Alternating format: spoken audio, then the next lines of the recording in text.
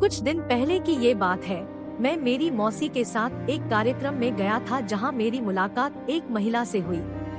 मेरी मौसी से मुझे उसके बारे में काफी कुछ पता चला और सच मानिए उसे सुनकर मेरी आंखें भर आईं। आप भी पढ़िए क्या है उस बेचारी की कहानी। वह सिर्फ 16 साल की थी जब उसकी शादी एक ऐसे आदमी से करा दी गई जो उससे लगभग 14 साल बड़ा था। शादी के 1 महीने बाद उसे पता चला कि उसका पति शराबी है। सच्चाई सामने आने के बाद वो हर रात उसके साथ दुर्व्यवहार, मार पिटाई करता था और उसे अपनी माँ से पैसे लाने के लिए मजबूर करता था। जब वो इनकार करती तो लोहे की रॉड से उसे पिटता।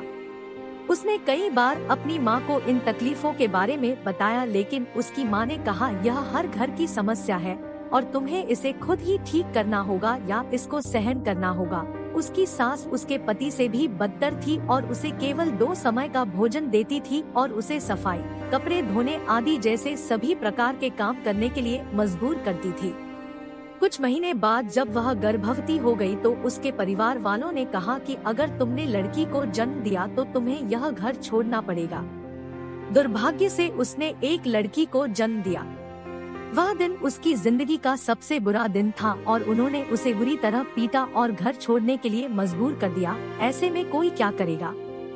उसने आत्महत्या के बारे में सोचा, लेकिन उस बच्ची के चेहरे ने उसे रोक दिया। वह जानती है कि उसे अपनी बच्ची को सफल बनाने के लिए कड़ी मेहनत करनी होगी। उसने अपनी सोने की बालियां बेच दी और एक पेपर कैरी बैग फैक्ट्री में नौकरी करने लगी, जहां उसे सिर्फ 150 रुपए 1500 कैरी बैग बनाने के लिए मिलते थे। उसे रोजाना कम से कम 8 से 9 घंटे काम करना पड़ता था। इस काम के साथ साथ उसने एक ढाबे में टेबल और बर्तन साफ करने का काम भी किया और उसने वहां रोजाना 5 से 6 घंटे काम किया और प्रतिदिन 120 रुपए वहां से कमाने में सक्षम हो गई। अब वह प्रतिदिन 250 से 300 रुपए की कमाई करती थी, जो उसके बच्चे को पालने के लिए पर्याप्त थी। लेकिन कुछ महीनों बाद उसे पीठ संबंधी कुछ समस्याओं का सामना करना पड़ा और इससे वह कमजोर हो गई। इस समस्या के बाद उसे सफाई की नौकरी छोड़नी पड़ी और खिलौनों की फैक्ट्री में मजदूर के तौर पर काम करना शुरू कर दिया। इस तरह उसने अपनी बेटी की शिक्षा का प्रबंधन किया और अपने बच्चों के जीवन को आसान बनाने के लिए कई काम किए। वह जानती है कि भगवान केवल उनकी मदद करते हैं जो कड़ी मेहनत करते हैं।